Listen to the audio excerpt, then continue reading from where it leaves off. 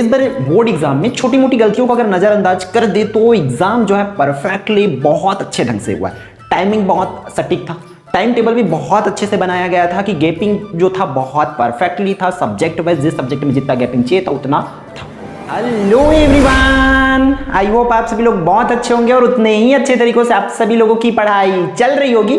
अब आप लोग ये बोलेंगे एग्जाम तो हो गया तो फिर पढ़ाई कैसे चलेगी? तो हाँ भाई, आपको पढ़ाई जो है नहीं छोड़ना है, थोड़ा सही कम ही सही लेकिन थोड़ा बहुत पढ़ा जरूर कीजिए, क्योंकि एकदम से आपकी आदत को है नहीं छोड़ना है।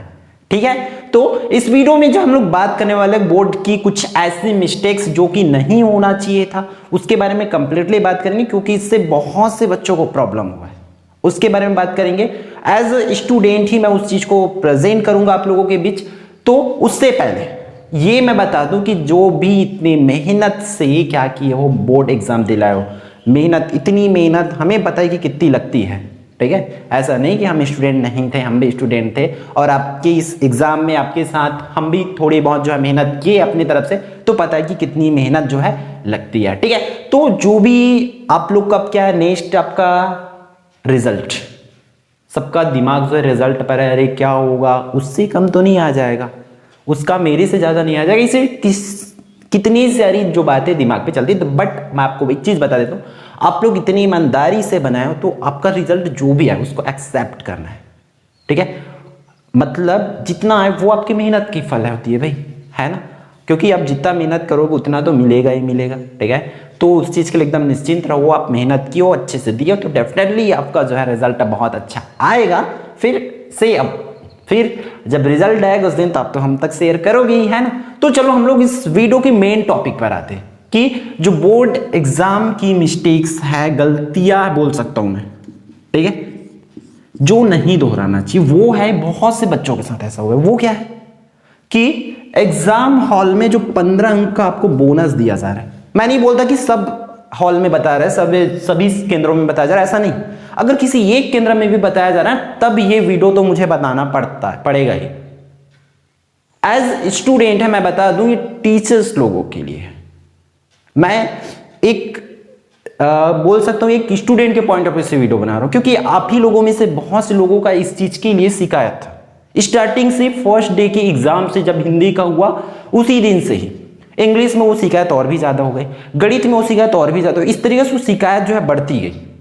तो वो गलती जो है बोर्ड द्वारा हुआ है। अगर जितने भी सेंटर है, जितने भी केंद्र है, उसमें से किसी एक में भी हुआ है तब भी इस गलती को सुधारने की जरूरत है मेरे हिसाब से, क्योंकि एक बच्चे को इससे प्रॉब्लम हो रही है। मैं मानता हूं कि मैं जो आगे बोल रहा हूं उससे बहुत से आप लोगों को भी लगेगा ऐसा कैसे, क्या हुआ बता दिए तो, ठीक है, क्या हुआ हेल्प हुआ तो, ऐसा आप लोग को भी लगेगा। बहुत से बच्चे बोलेंगे कि नहीं होना चाहिए ऐसा, लेकिन मेरे हिसाब से नहीं होना चाहिए। वो क्या है कि 15 अंक आपको बोनस दिया जा रहा है एग्जाम हॉल में ही बोनस के तौर पर, वो कि सरासर मेरे हिसाब से गलत है। वो क्या करते थे, आपका जो सही विकल्प को बहुत सी जगह में बताया जा रहा है। मैं बहुत सी जगह बोल सकता हूं क्योंकि एक ही सेंटर की बात नहीं, कईयों सेंटर 2-3 में भी हो रहा है तब भी वो गलत है। सही विकल्प भाई आपको बताया जा रहा है जो कि सरासर गलत ही है। ठीक है, आपको खाली स्थान बता दे रहे हैं, ठीक है, रिक्त स्थान जो बोलते हैं ना हम लोग, रिक्त स्थान की आंसर 5 नंबर यहां से 5 नंबर यहां से, सही जोड़ी या सत्य जो है आपको बता दिया जा रहा है, तो वो कहीं ना कहीं गलत है भाई। इंग्लिश में इवन ये हुआ है एग्जाम में इस बार कि आपका जो डू एज डायरेक्टेड होते हैं ना, उसको भी कई जगह बता दिए। तो सोचो जो लड़का जो लड़की आप लोगों में से 3-3 घंटा 4-4 घंटा ग्रामर जो प्रैक्टिस करके गए होंगे, जो सुबह सुबह उठ के ठंडे में जो जाकर के स्कूल जाकर पढ़ते थे, कॉन्सेप्ट क्लियर करते थे, प्रैक्टिस के ऊपर प्रैक्टिस करते थे, उनका क्या हुआ भाई? जब सबको बताना ही है तो वो दो ही मत एग्जाम में मेरे हिसाब से। अगर आपको ये सही विकल्प बताना है, सही रिक्त स्थान बताना है, सही जोड़ी बताना है, डू एज डायरेक्टेड आपको अगर बताना ही है एग्जाम में, तो उसको दो ही मत, पहले से सबके नंबर में चढ़ा दो 15-15 नंबर सबके मार्कशीट में। ये ऐसा होना चाहिए अगर बताना है तो। भाई समझो बच्चे लोग का मेहनत कितना लगता है। कई लोग जो ऑनेस्टी तैयारी करते हैं ईमानदारी के साथ, कितने मुश्किल लगता है आपको ग्रामर डू एज डायरेक्टेड करोगे ना, टेंस का कॉन्सेप्ट क्लियर करने में, वॉइस की कॉन्सेप्ट क्लियर करने में। ऐसा तो नहीं है ये 10th में आगे नहीं आएगा। बच्चे को आप विकलांग बना रहे हो, मानसिक विकलांग बता करके। मान रहा हूं कि जो बच्चे सुन रहे होंगे वो मुझे गलत कहेंगे, बट ये सत्य बात है भाई, समझो आप लोग। आगे आप एग्ज़ाम दिलाओगे ना, कुछ भी एग्ज़ाम दिलाओ, 10th 12th के जब आज जाओगे, कुछ भी एग्ज़ाम दिलाओगे तो वहाँ यही सही विकल्प का ही पूरा एग्ज़ाम दिलाना है। यहाँ आपका दिमाग तो एक्टिव नहीं है 5 नंबर की सवाल बनाने में। जब 100 नंबर की एग्ज़ाम होगा, जब जॉब की तैयारी करेंगे, तब कैसे आप खुद को वहाँ पर प्रूव कर पाओगे। मानता हूँ कि टीचर्स, मेरे एक स्टूडेंट के पॉइंट ऑफ व्यू से, तो टीचर्स को क्या निर्देश रहता होगा मुझे नहीं पता, उनको क्या बोला जाता है नहीं पता, बट हर एक टीचर का क्या रहता है, उनके स्टूडेंट पास हो। मैं मानता हूँ हर एक टीचर चाहते हैं, भाई ऐसा कोई टीचर नहीं होंगे दुनिया का जो वो सोचेंगे कि मेरे स्टूडेंट फेल हो जाए। सब टीचर चाहते हैं फेल हो जाए, सॉरी, सब टीचर चाहते हैं कि उनके बच्चे जो है पास हो जाए, सब चाहते हैं। तो भाई अब पास कराना, इसका मतलब ये तो नहीं कि हम इसकी आंसर्स जो है बता दें बच्चों। तो जो मेहनत करते हैं उन बच्चों का क्या हुआ जब यहाँ पर इक्वलिटी दे देंगे तो? क्योंकि 15 नंबर तो ऐसे ही हो गया, 10 नंबर ला के 25 नंबर में पास हो जाते हैं कोई भी बच्चे, 23 नंबर में ला के बच्चे पास हो जा रहे हैं। तो मेरे हिसाब से ये गलत है, इसको बिल्कुल भी आप नेक्स्ट ईयर से सुधारो कि किसी को भी नहीं बताना है। क्योंकि नहीं बताने के एक फ़ायदा होगा कि बच्चे इस चीज़ के लिए भी एक्टिव रहेंगे, तैयारी करेंगे, और वैसे भी आगे जाके इन सब चीज़ का तो उन्हें सामना करना ही है ना। ऐसा तो नहीं है कि उनको सही विकल्प आगे नहीं देखना है, उनको रिक्त स्थान का सामना नहीं करना पड़ेगा। यही छोटी छोटी चीज़ जो है वो बच्चे को स्ट्रांग बनाते हैं मेरे अकॉर्डिंग से। कईयों में पूरा सिर्फ और सिर्फ ऑब्जेक्टिव क्वेश्चंस होते हैं, एमसीक्यूज होते हैं, इतने बड़े आप एग्जाम दिलाते हैं, आप सब टीचर्स को पता है। तो उन चीज़ों को सुधारो, जो भी निर्देश दिया जाता है उनके अकॉर्डिंग ही करो, और हो सके तो प्लीज़ इन सब चीज़ को रिजॉल्व करो कि इनकी आंसर्स जो है एक भी सेंटर में बताया जा रहा है, एक भी केंद्र में बताया जा रहा है तो उसको रोका जाए। ठीक है, मैं नहीं बोलता कि यहाँ बता रहे थे वहाँ बता रहे थे, मुझे नहीं पता। अगर एक भी प्रॉब्लम्स आ रही है बच्चों के पास तो उन चीज़ों को आपको रिजॉल्व करना होगा, और ये सब चीज़ प्लीज़ ना बताएं, क्योंकि मेहनत सभी बच्चे करते हैं, तो एटलीस्ट मेहनत का ध्यान रखो।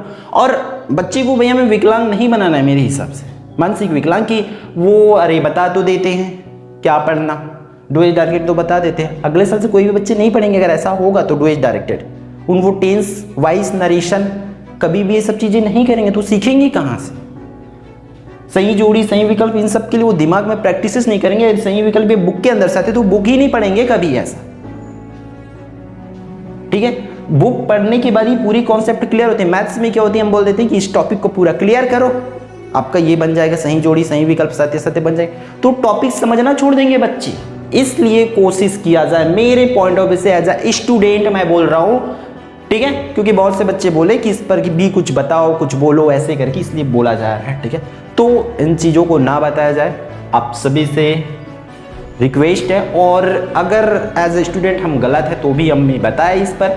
ठीक है, तो चलो ये रहा, जो भी हुआ हो गया, अच्छा हुआ, आप सबका रिजल्ट अच्छा है, हम यही तो है कामना करते हैं, क्योंकि आपका जितना मेहनत के उतने अकॉर्डिंग आपको फल जरूर मिले।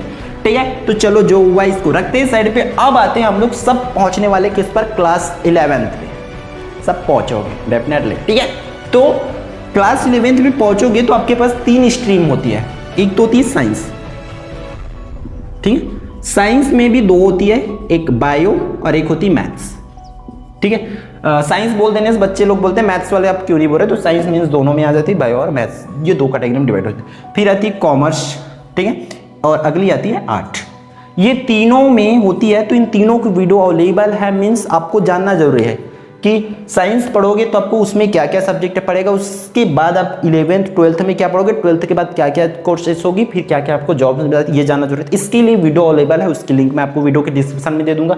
उसी तरह कॉमर्स लेते हो तब आप क्या क्या सब्जेक्ट्स जो है पढ़ना पड़ेगा, सब्जेक्ट तो जानना जरूरी ना, उसमें क्या क्या होती, कैसे होती, कौन थ्योरी होती, कौन न्यूमेरिकल होती, सबको जानना पड़ेगा।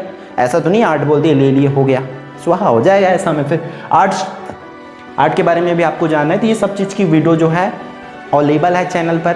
ठीक है, तो वो जा करके आप लोग देख सकते हैं। और जैसे कि कई बच्चे जो है डायरेक्ट 10th के बाद क्या करना चाहते हैं, ITI करना चाहते हैं। ठीक है, तो ITI में भी कितनी फीसेस लगती है, कितनी फीस लगेगी, कितना कोर्स, कितनी क्या क्या कोर्सेस होती है, कितने साल की होती है, सब चीज़ डिटेल इस चैनल पर है, उसकी भी लिंक आपको दे दिया जाएगा, ये आप सर्च करोगे तो भी मिल जाएगा। ठीक, और नेक्स्ट कई बच्चे जो है पॉलीटेक्निक करना चाहते हैं तो वो भी कर सकते हैं, पॉलीटेक्निक के लिए भी है यहाँ पर। और भी बहुत कोर्सेज है जो आप डायरेक्टली 10वीं 11वीं जाते ही बहुत से कोर्सेज की जो तैयारी कर सकते हैं, आगे आने वाले एग्जाम्स की तैयारी कर सकते हैं, तो उस पर भी आपको लगना है तो आप लोग ये मत सोचना कि अब एग्जाम हो गया तो एकदम थोड़ी दिन रिलैक्स कर लो, लेकिन पढ़ाई को एकदम जीरो नहीं करना है। अपनी आपकी पढ़ाई जो है यहाँ से ऐसे ग्राफ चढ़ा है उसको एकदम ऐसे जीरो मत कर देना भाई।